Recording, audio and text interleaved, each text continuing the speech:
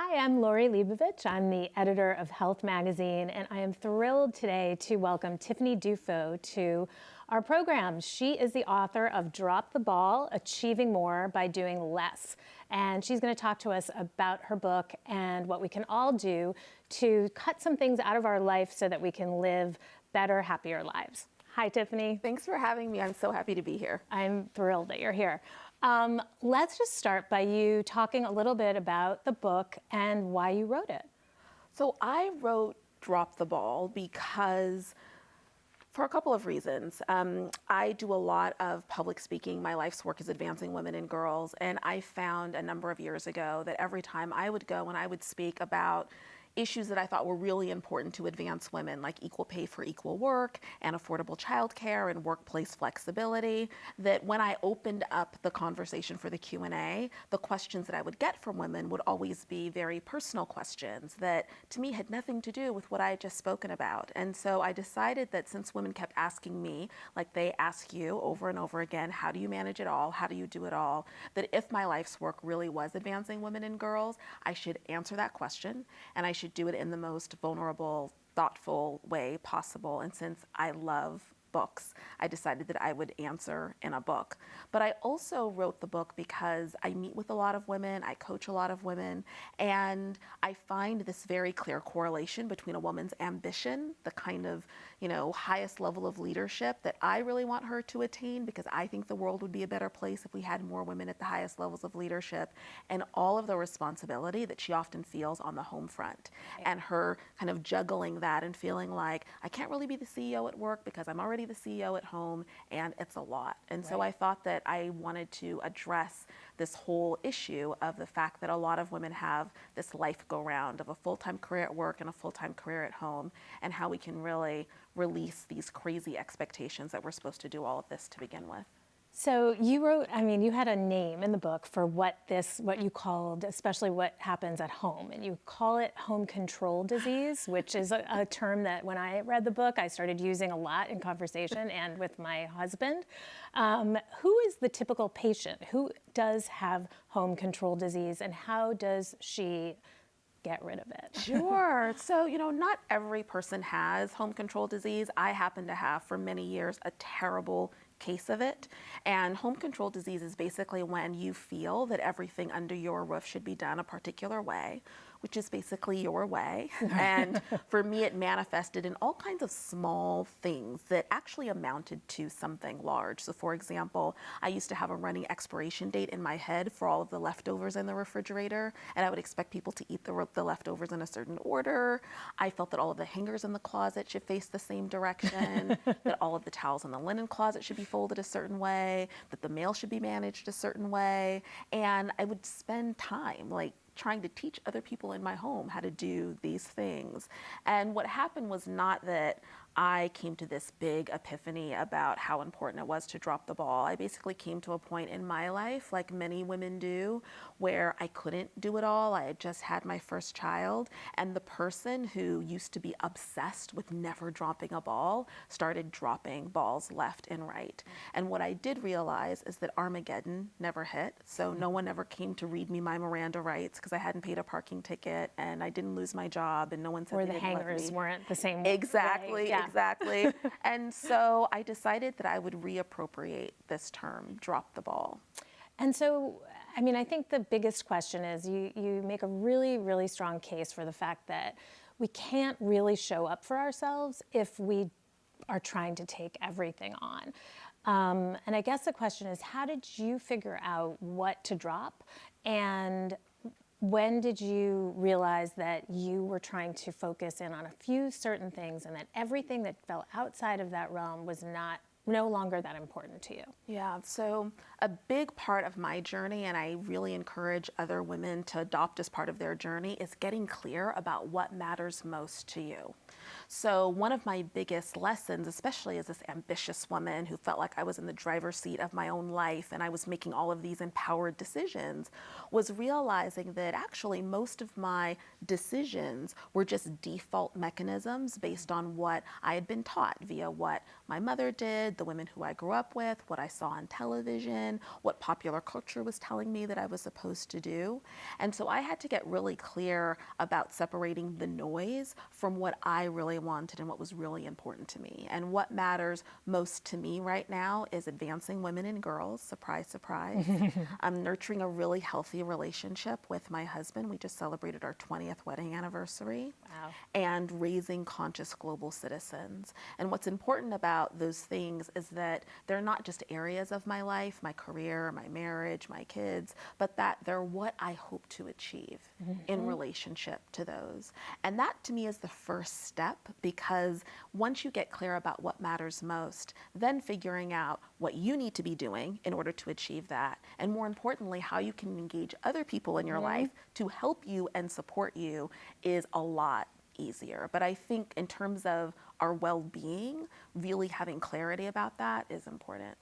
And you suggest, that is an exercise that anyone can do by just actually carving out some time and writing down what it is that's important to you. And that's like a one way you can start. Oh, absolutely. There are a couple of exercises that I went through. I did a bunch of stuff. I took yoga classes, I meditated, but the two most important exercises I did, they were free. And they took a little bit of time, but were well worth it. One was a visualization exercise in which I imagined my funeral in the future. And I got it from this book by Stephen Covey, The 7 Habits of Highly Successful People. Yeah. And it's very fascinating when you think about someone eulogizing you, a family member, a friend, a coworker, and what you want them to say about you at the end of your life. And what I realized is I don't want people to say, Tiffany, she got a lot of stuff done off of her to-do list. Like, I want to be able to say something more important than that. Right. And really focusing on what would you want someone to say at the end of your journey helps you to get really clear about what you need to be doing leading up to that. The second exercise was one in which I asked people who knew me, different phases of my life, my first grade teacher, my parents, my husband, my kids, friends. When have you seen me at my best? Can you just tell me about a time when you saw me at my best? And then to really listen, I recorded all of the responses. I printed them. I put them out on the floor and read all of them. And it turns out that there's a consistent experience that people have had with you your entire life. Some people would call it your brand, but certainly it's a key to you figuring out what your highest and best use is in order for you to really achieve what matters most. That's amazing. A lot of women, I think, when they are prioritizing what needs to happen either on a daily basis or, over the course of months or years, find that their health and their self-care gets buried underneath the weight of other responsibilities, whether that's their work responsibilities, their relationship, their responsibilities as a parent. You were able to prioritize these things. And I wonder, again, I'm like the person in your audience asking, how do you do it? How do you find time, and how do you advise other women find time for the things that are going to keep them healthy? Yeah, it's really hard. It's a practice, like dropping the ball is a practice, like yoga. Yeah. And part of the reason why it's really hard is because we are socially conditioned as women to put other people before ourselves. We think that that is the good thing to do. Sacrifice is a virtue. Humility is a virtue. But what I find is that sometimes we take sacrifice too far, and we'll sacrifice ourselves at the expense of really being able to move other people forward. So I have a question that I'm constantly asking myself. It's what I call my drop the ball question. And especially on a day like today, when I have a tons of emails in my inbox, I've got text messages from my little sister saying I need $100. I've got deadlines. I want to go rush and meet Lori because I want to have this great conversation with her. Right. And I'm feeling a bit of the swirl. My question is, will X, Y, or Z, responding to this email, saying yes to this event, is that my highest and best use in achieving X, right? Advancing women and girls, or nurturing a really healthy partnership, or raising conscious global citizens. You just fill in the blanks. And if the answer is yes, I kind of take a deep breath and I stop and figure out, how am I going to make room for this? But if the answer is no, which by the way, most of the time it isn't, I give myself permission to move on if I need to move on. it doesn't mean that there aren't consequences, like birthday parties don't get missed sometimes, or cookies that were Emails. supposed to be baked don't get. But I find it really important to just constantly remind myself, Tiffany, you're not here for this one email. You're not here for this one visit. You're here for something bigger, and to really force myself to see the forest from the trees. And how does your own health and working out, which I know that you do prioritize, fit into your particular 3 goals? For me, it's everything. Towards the end of the book, I write about the 4 go-tos, and one of them for me is moving my body. Yeah. Most importantly, I do a lot. I have a career that's rooted in my passion and purpose. Right. I have family and friends. I serve on nonprofit boards. I need energy. I need to be able to sustain all of that. And I can only do that when I feel really awesome inside. So I do commit to getting up early in the morning. I love running. Sometimes though, I just put on Beyonce or Shakira and I just dance with in your living room. My kids got me like that the headset because I'd be dancing really late and I would wake them up. So, I do whatever I can in order to get the movement in, because that for me is my coffee, but it's also my time. Right. One more question before we wrap up, because tomorrow is Valentine's Day, and you talk a lot in your book about your own relationship, your partnership, and how you have, been able to delegate things to your husband.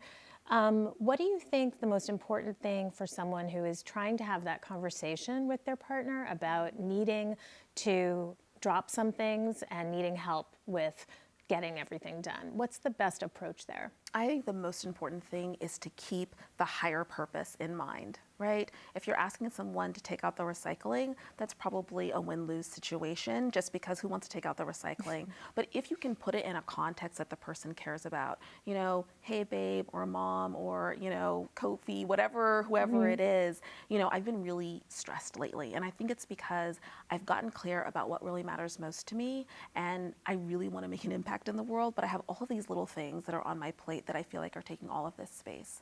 And I know that you care about me. I know you're my biggest champion. We decided that we would be in this world together, or I'm your mom and I think I'm really cool. Or, and I was just hoping that in the interest of me trying to live my best life and be my best self, if you could do one little thing for me. And when I tell you what it is, you're going to say, why didn't you just send me a text message? But that's how important this is to me, that you take out the recycling. And on that romantic note, we thank Tiffany Dufu for being here with us at Health Today. And her book, again, is called Drop the Ball, and it's amazing. And it really does help you live a clearer, better life. So thank you, Tiffany. Thank you for having me.